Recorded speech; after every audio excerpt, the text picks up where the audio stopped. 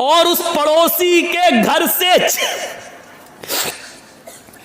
जो चिराग जल रहा है। इमाम अहमद इब्न हम्बल रहमतुल्लाह अलैह के पास एक बूढ़ी औरत आती है और सुनो, आए बीड़ियों का धंधा करने वालों सुनो, आए तंबाकुओं के धंधे करने वाले सुनो, आए सूद और ब्याज के खाने वालों सुनो, आए लंबे चौड़े बैंक बैलेंस बनाने वालों सुनो, आए बैंकों की नौकरियां करने वालों सुनो। इमाम अहमद इब्न हम्बल रहमतुल्लाह अलैह के पास एक बूढ़ी औरत आती है और कहती है, इमाम मोहतरम, कहा जी एक मसला पूछने आई हूँ, मेरी माँ बहनें सुने, उस ज़माने की औरतें और वो भी बूढ़ी औरतों में कितना तकवा हुआ करता था।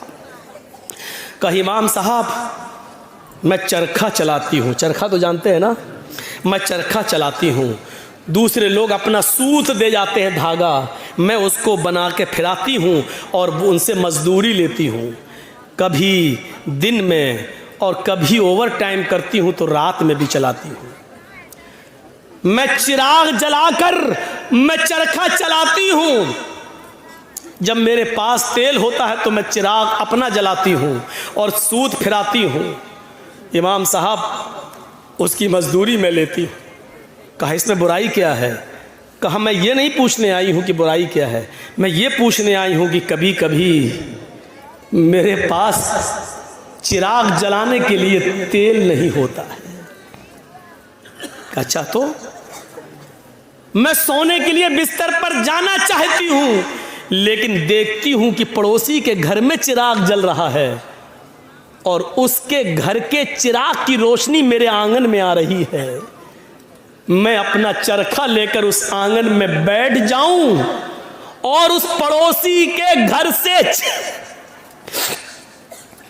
जो चिराग जल रहा है, मैं मांगने नहीं गई उसकी रोशनी, लेकिन उसकी रोशनी ऑटोमेटिक मेरे घर में आ रही है। अगर मैं उसके चिराग की आने वाली रोशनी में अगर सूत फिरा लूं और चरखा चला लूं और ये चलाकर मैं अपने मालिक से उसकी मजदूरी ले लूं, तो ये कमाई मेरे लिए हराम तो नहीं होगी? मेरे लिए ये मजदूरी हराम तो नहीं होगी? मैंने चोरी नहीं की है, मैंने उससे चिराग में का तेल नहीं मांगा है, उसके घर में चिराग जल रहा है और उसकी रोशनी मेरे घर आ रही है, उसकी रोशनी मेरे घर आ रही है। अगर मैं उसकी रोशनी में सूत फिरा लूं और इसकी मजदूरी में ले लूं तो ये मेरे लिए हराम तो नहीं होगी? ये खाकर कहीं मैं अज़ाब कब्र की मुस्तहिक तो नहीं बनूंगी, कहीं मैं जहन्नम में तो नहीं जाऊंगी? अहमद इब्न हम्बल रहमतुल्लाह अलैह फरमाते हैं, खातून माँ तेरे सवाल ने अहमद इब्न हम्बल के इल्म को आज शर्मिंदा कर दिया। काबे के रब की कसम, तेरे इस मसले का जवाब अहमद इब्न हम्बल के पास नहीं है।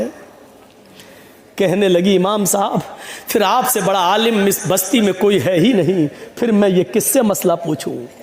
उन्होंने कहा, सुन मेरी माँ, जहाँ तक कयास का नतीजा है, कयास का तकाजा है, तो जहाँ तक मेरा इल्म है, मैं उस इल्म की रोशनी में कयास लगाकर अंदाजे से ये कह सकता हूँ कि इसमें कोई हर्ष तो नहीं लग रहा है। क्यों? क्योंकि तू मांगने नहीं जा रही है, वो अचानक आ रही है। तेरे घर में भी दीवार नहीं है और उसके घर में भी कोई दीवार नहीं है और उसके चिराग की रोशनी आ रही है तेरे घर, तो इसमें तेरा क्या कसूर है?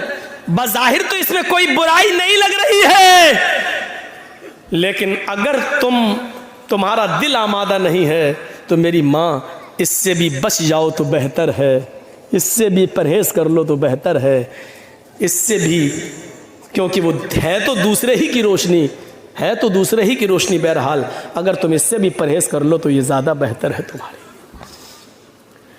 जब वो औरत वहाँ से जाने लगी बुढ़िया, तो इमाम अहमद इब्न हम्बल ने लोगों से पता लगवाया कि ये किसकी बेटी है, इसके बाप का क्या नाम था। बताया होगा किसी ने कुछ जो मेरे जहन में नहीं रहा।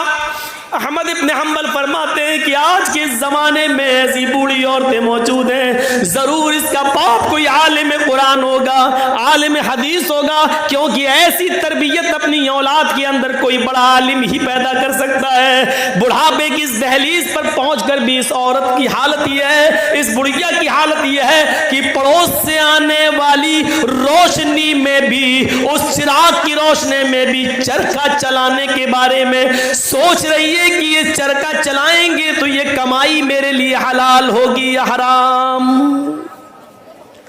तब ऐसे लोगों की नमाजें अर्श से टकराएं और अल्लाह कबूल ना करे, ऐसा हो ही नहीं सकता है। मेरे भाइयों, इधर हम नमाज पढ़ के निकलते हैं, जो मैं सर बसजदा हुआ ज़मीं पर तो आसमां से आने लगी ये निदा, तेरा दिल तो है सनम आशना, तुझे क्या मिलेगा नमाज में। एक हमारा तक़वे का हाल ये है,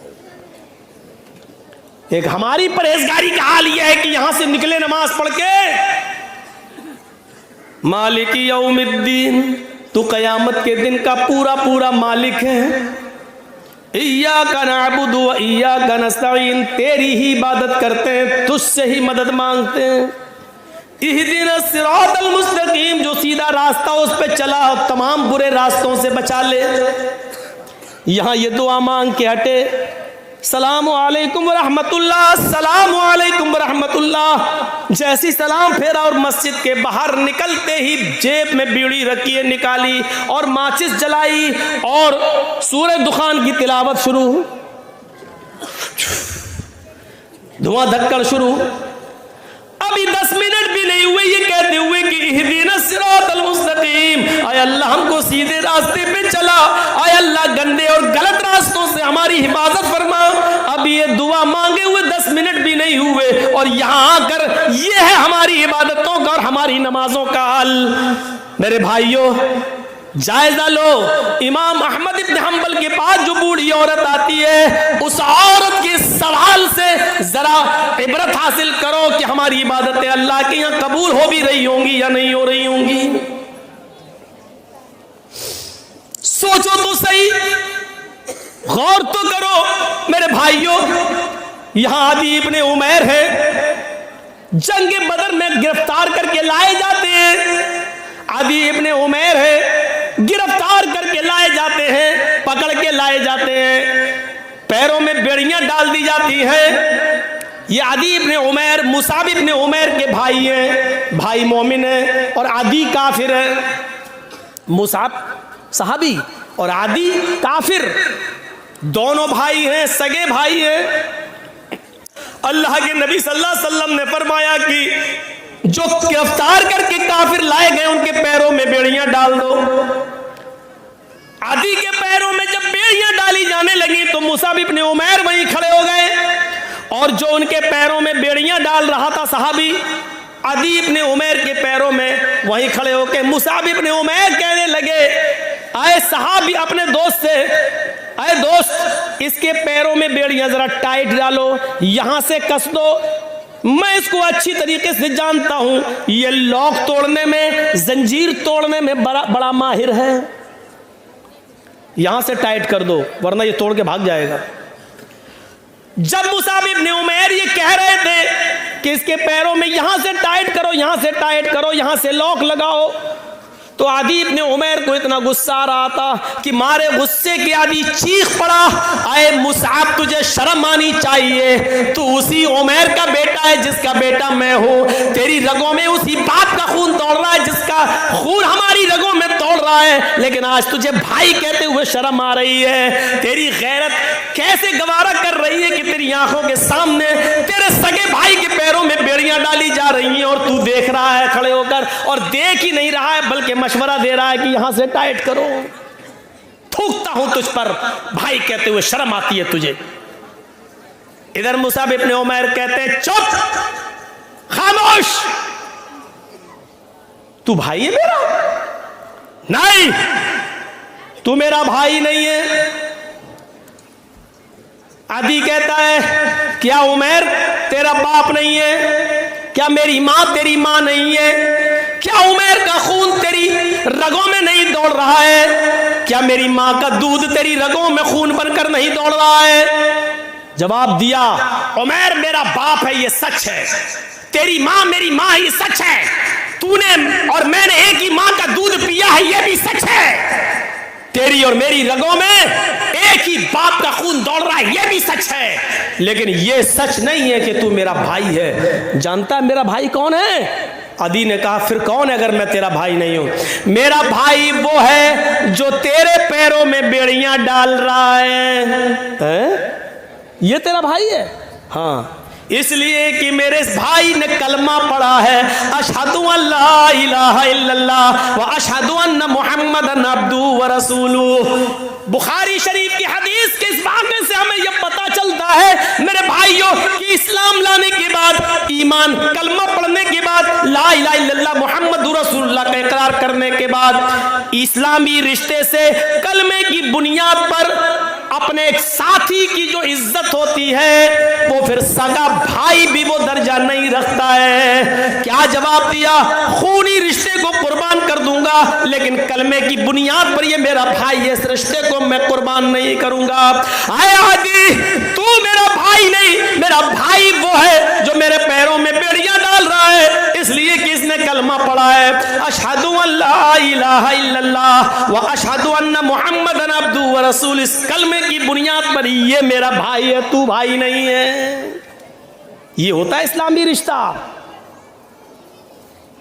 और इस्लामी रिश्ता इतना अहम होता है कि उसके लिए खूनी रिश्ते को कुर्बान कर दिया जाता है।